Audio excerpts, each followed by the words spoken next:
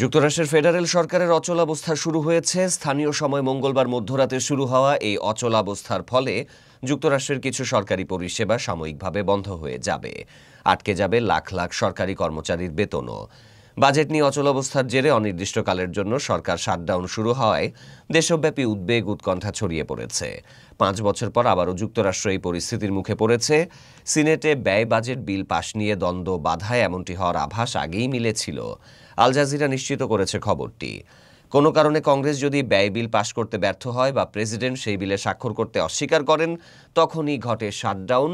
এবারে শাটডাউনের জন্য ডেমোক্র্যাট ও রিপাবলিকানরা একে অন্যকে দোষারোপ করছেন। প্রেসিডেন্ট ডোনাল্ড ট্রাম্পের দ্বিতীয় মেয়াদের এটাই প্রথম বড় শাটডাউন।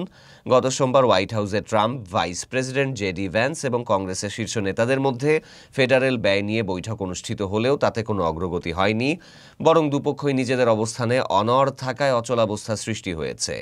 তবুও যে আশা ছিল তা মঙ্গলবার স্তিমিত হয়ে যায়। শেষ মুহূর্তেও সিনেটে অর্থায়ন বিল পাশ না হওয়ায় এই সিদ্ধান্ত কার্যকর হলো। Vice president JD Vance Republican নেতাদের পাশে নিয়ে সাংবাদিকদের কাছে বলেছেন, ডেমোক্র্যাটরা সঠিক কাজ করছে না। আপনি আমেরিকানদের মাথায় বন্দুক ঠেকিয়ে বলতে পারেন না। মার্কিন প্রশাসন জানিয়েছে শাটডাউন জরুরি পরিষেবা চালু থাকবে।